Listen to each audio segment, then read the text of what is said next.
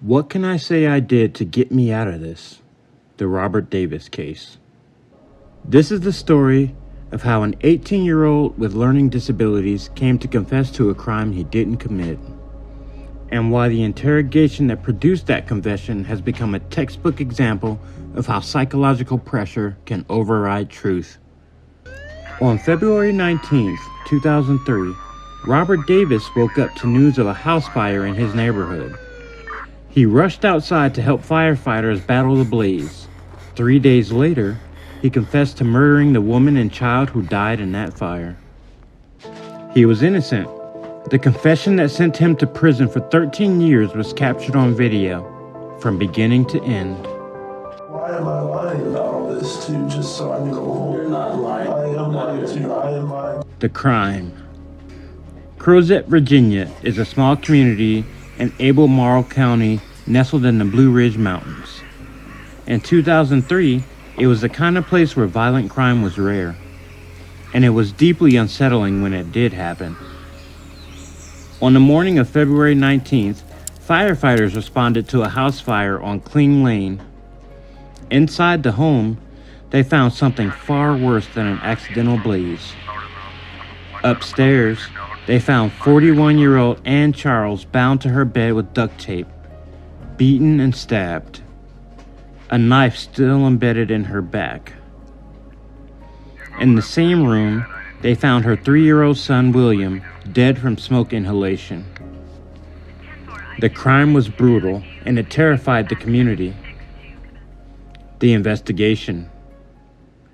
With no DNA evidence, which was washed away by fire hoses, investigators relied heavily on interviews. Within 2 days, police focused on 2 teenagers who lived across the street. Rocky Fugette, age 19, and his younger sister Jessica, aged 15. Under interrogation, they both confessed. They described a robbery that escalated into murder. They admitted to binding Anne, stabbing her, and setting the fire. But during their interrogations, they also named other students, trying to shift the blame outward. One of those names was Robert Davis. Who was Robert Davis? Robert Davis was an 18-year-old student at Western Albemarle High School. He had learning disabilities and attended a special education program. He was described by those who knew him as trusting, eager to please, and very respectful of authority. He knew Ann Charles from the local gas station where she worked. He knew the Fugettes from school, although not well. Rocky had bullied him for years. When the fire broke out, Robert did what many neighbors did. He ran toward it to help.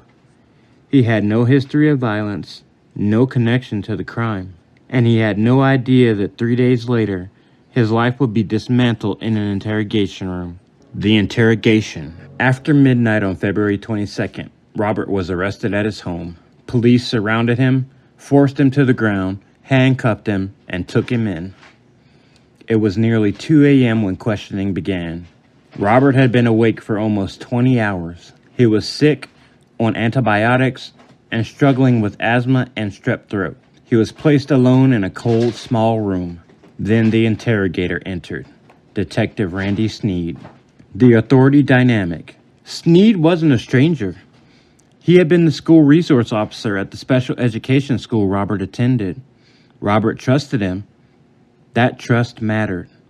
Psychologically, authority combined with familiarity is powerful. When someone we trust tells us what to do, especially while exhausted, isolated, and afraid, resistance collapses. Over 6 hours, Robert denied involvement more than 70 times. Each denial was ignored. Instead, Sneed told him the evidence was overwhelming, that witnesses had implicated him, that the case was already solved. None of that was true. The breaking point. As the hours passed, Robert's reasoning changed. He stopped arguing innocence and started searching for escape. At one point, he asked a question that reveals everything. What can I say I did to get me out of this? That question is not an admission of guilt. is a signal of psychological defeat. The confession. With guidance, Robert repeated a version of events fed to him. He confessed. Almost immediately he recanted, while he was still inside the interrogation room. But that didn't matter. The confession already existed. The conviction. Despite no physical evidence linking him to the crime, Robert was convicted in 2004. He was sentenced to life plus 20 years. He entered prison at 18. He would not leave until he was 31. The unraveling. Years later, the truth emerged. In 2006, Rocky Fugette admitted Robert had nothing to do with the crime. In 2012, Jessica did the same. Both actual perpetrators had recanted. Experts called the interrogation one of the most coercive ever recorded. After national attention, including the full interrogation video airing publicly, the case collapsed. Freedom. In December 2015, Robert Davis was granted a conditional pardon. 1 year later, he received a full pardon, and it was declared that he was actually innocent by the governor. But 13 years of his life were already gone. Closing. On the morning of February 19, 2003, Robert Davis ran towards a burning house to help. 3 days later, he confessed to crimes he did not commit, not because he was guilty, but because he was human, exhausted, afraid, and trusting the system to correct itself. Confessions feel powerful, but power is not the same as truth. This is why psychology matters, and why cases must be examined case by case.